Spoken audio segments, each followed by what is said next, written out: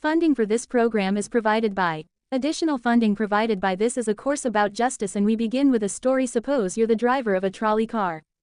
And your trolley car is hurtling down the track at 60 miles an hour, and at the end of the track you notice 5 workers working on the track. You tried to stop but you can't, your brakes don't work. You feel desperate because you know that if you crash into these 5 workers they will all die. Let's assume you know that for sure. And so you feel helpless until you notice that there is off to the right a side track. At the end of that track there's one worker working on track. Your steering wheel works so you can turn the trolley car if you want to onto this side track, killing the one but sparing the 5. Here's our first question: what's the right thing to do? What would you do? Let's take a poll. How many would turn the trolley car onto the side track? How many wouldn't? How many would go straight ahead? Keep your hands up, those of you who'd go straight ahead. A handful of people would. The vast majority would turn. Let's hear first. Now we need to begin to investigate the reasons why you think it's the right thing to do. Let's begin with those in the majority, who would turn to go onto side track. Why would you do it? What would be your reason? Who's willing to volunteer a reason? Go ahead, stand up. Because it can't be right to kill 5 people when you can only kill 1 person instead. It wouldn't be right to kill 5 if you could kill 1 person instead. That's a good reason. That's a good reason. Who else? Does everybody agree with that reason? Go ahead. Well, I was thinking it was the same reason. It was on 9/11. We regard the people who flew the plane into the Pennsylvania field as heroes because they chose to kill the people on the plane and not kill more people in big buildings. So the principle there was the same on 9/11. It's tragic circumstance, but better to kill 1 so that 5 can live. Is that the reason most of you have? Those of you who would turn, yes. Let's hear now from those in the minority, those who wouldn't turn. Well, I think that same type of mentality that justifies genocide and totalitarianism. In order to save one type of race you wipe out the other. So what would you do in this case? You would, to avoid the horrors of genocide, you would crash into the 5 and kill them. Presumably yes. Okay, who else? That's a brave answer, thank you. Let's consider another trolley car case and see whether those of you in the majority want to adhere to the principle. Better that 1 should die so that 5 should live.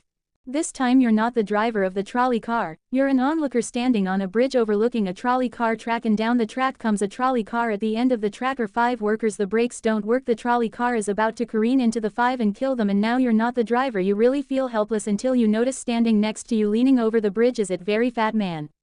And you could give him a shove. He would fall over the bridge onto the track right in the way of the trolley car. He would die, but he would spare the 5. Now, how many would push the fat man over the bridge?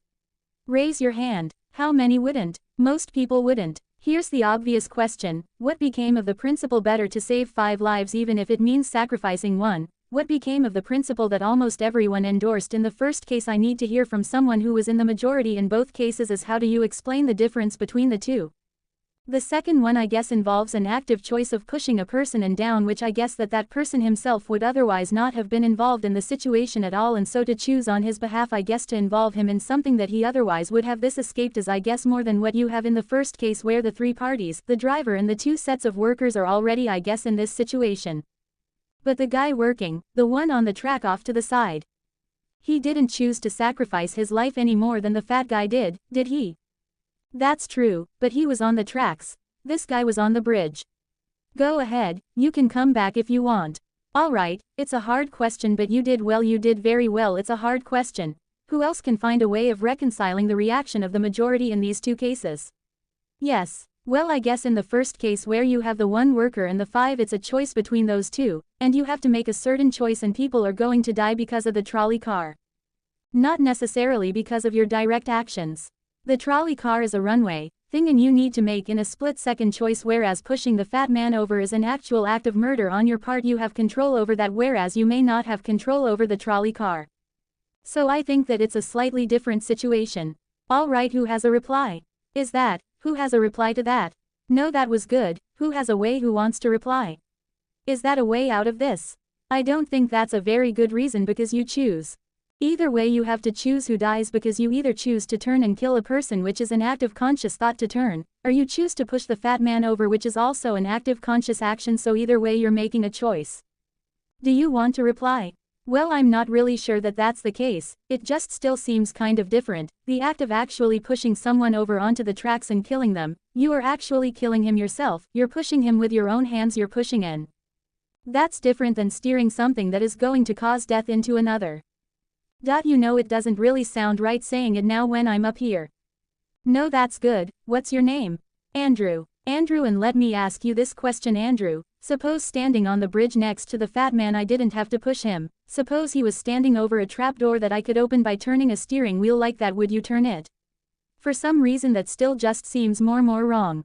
I mean, maybe if you just accidentally leaned into this steering wheel or something like that. Or say that the car is hurtling towards a switch that will drop the trap, then I could agree with that. Fair enough. It still seems wrong in a way that it doesn't seem wrong in the first case to turn, you say, and in another way, I mean in the first situation you're involved directly with the situation, in the second one you're an onlooker as well. So you have the choice of becoming involved or not by pushing the fat man. Let's forget for the moment about this case. That's good, but let's imagine a different case. This time you're doctor in an emergency room.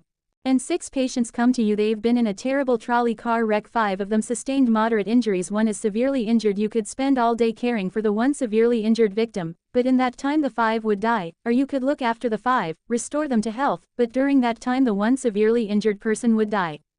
How many would save the 5 now as the doctor? How many would save the 1? Very few people, just a handful of people. Same reason, I assume. 1 life versus 5. Now consider another doctor case. This time you're a transplant surgeon and you have 5 patients, each in desperate need of an organ transplant in order to survive. On needs a heart, 1 a lung, 1 a kidney, 1 a liver, and the 5th a pancreas. And you have no organ donors. You are about to see them die, and then it occurs to you that in the next room there's a healthy guy who came in for a checkup, and he is you like that, and he's taking a nap. You could go in very quietly, yank out the 5 organs. That person would die, but you can save the